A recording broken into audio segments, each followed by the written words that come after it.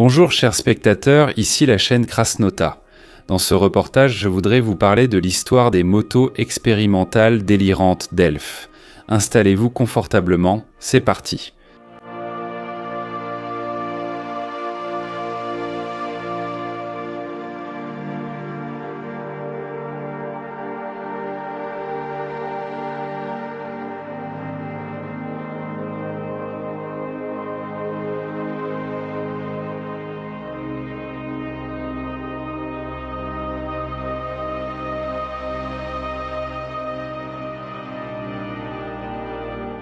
Les motos Elf sont un excellent exemple de ce qui peut arriver lorsqu'un concepteur de voitures de course se lance dans ce domaine.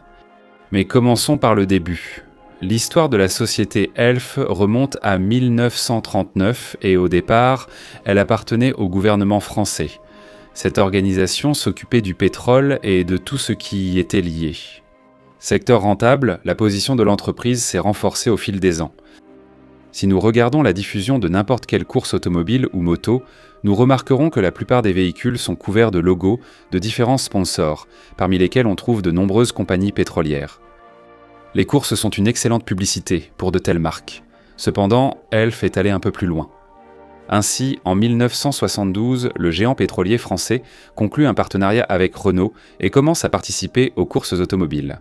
Et c'est là qu'entre en scène le talentueux ingénieur français André de Cortanze, qui a obtenu son diplôme d'ingénieur en 1967 et, après avoir rejoint l'entreprise Alpine, il commence à concevoir des voitures de course en 1972 pour Elf. Renault a travaillé sur les prototypes de voitures de course A500 RS01 et Alpine A442 qui a remporté la course du Mans. Cependant, Andrifas s'est intéressé non seulement aux véhicules à 4 roues, mais aussi aux motos. De Cortanze a exprimé ses idées. François Jette, qui était alors le directeur du département marketing d'Elf et aussi un passionné de courses automobiles et motocycliste, lui a apporté un soutien financier. C'est ainsi que sont apparues les motos Elf. Le premier produit du partenariat entre Elf et André fut la moto Elf X, présentée au public au Salon de l'Automobile de Paris en 1977. X signifiait expérimental. C'était l'incarnation des idées et de l'expérience d'André de Cortanze en métal et en plastique. La philosophie de l'ingénieur reposait sur les principes suivants: réduire le poids total de la moto et abaisser le centre de gravité, utiliser des suspensions uniques, en particulier des suspensions de moto lors de l'accélération et du freinage. L'utilisation du moteur comme élément porteur de la structure, une répartition idéale du poids sur les deux roues, la possibilité de changer rapidement les roues lors des arrêts au stand. André a remplacé la fourche avant par une suspension à deux bras parallèles, et à l'arrière, il a installé un monobras avec une fixation en porte-à-faux de la roue. Cependant, le plus intéressant était que la moto n'avait pas de cadre à proprement parler. L'élément porteur principal était le moteur 4 cylindres 2 temps de la Yamaha TZ750. La disposition était également révolutionnaire. Par exemple, le réservoir de carburant était placé sous le moteur afin d'abaisser le centre de gravité.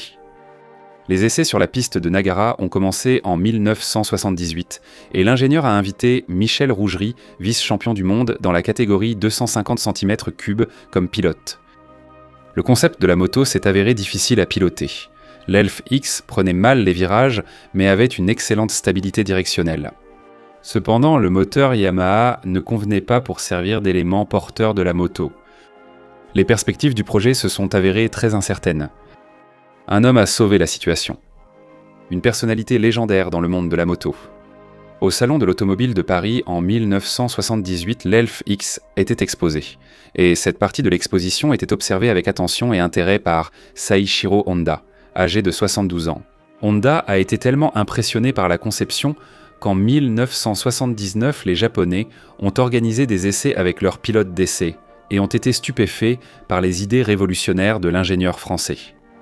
Au final, plus rien ne pouvait empêcher la collaboration entre Honda et Elf. Les gars ont décidé que Honda fournirait le moteur RSC Endurance de 1000 cm3 et l'équipe de l'ingénieur ferait tout le reste. C'est ainsi que le modèle Elf E est apparu.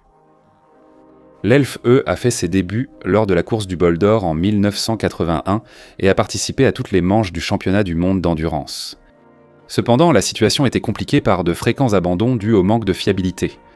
La moto a été améliorée et elle a pris la 3e place lors de la course TTI Endurance à Mugello en 1983.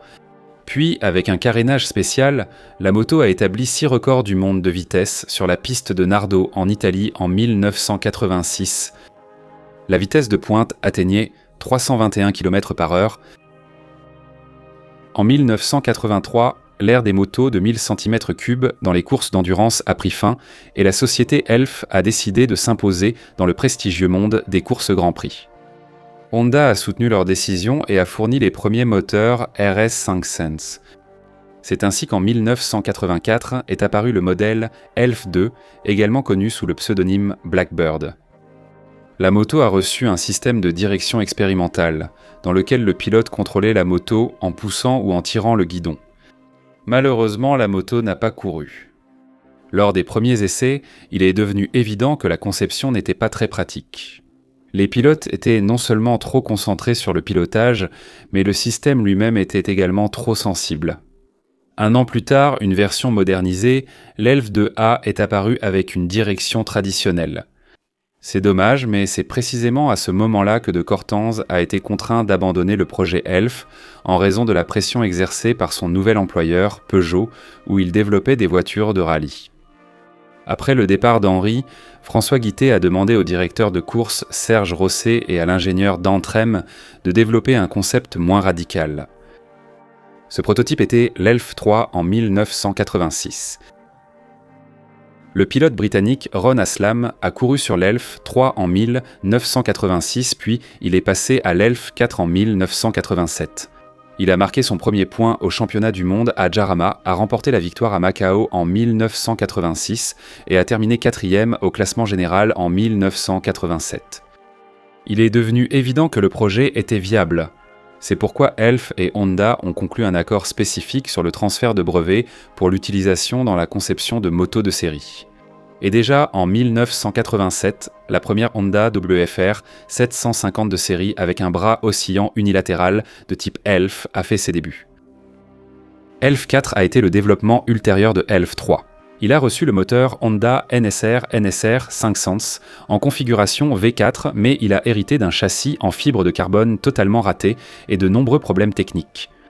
Pour la saison 1988, la moto a dû être fortement modifiée. Elle a reçu le nom de Elf 5. L'équipe de course a terminé la saison à la 11e place, ce qui a été une déception. Le 17 septembre 1988 a marqué la fin d'une époque. Après que la moto de course Elf ait franchi la ligne d'arrivée de la dernière course de la saison, une décennie d'expérience passionnante a pris fin. François Guittet a pris sa retraite et Henri de Cartens travaillait déjà depuis plusieurs années chez Peugeot. L'histoire de la moto Elf s'est terminée, mais cette histoire a inspiré des ingénieurs et des designers du monde entier, prouvant que les innovations révolutionnaires sont viables. C'est ainsi que mon récit touche à sa fin. Merci beaucoup pour votre attention. Comme toujours, c'était la chaîne CrossMoto. Vous pouvez soutenir mon travail par votre engagement. L'abonnement, les commentaires et le partage sont vivement encouragés. À bientôt.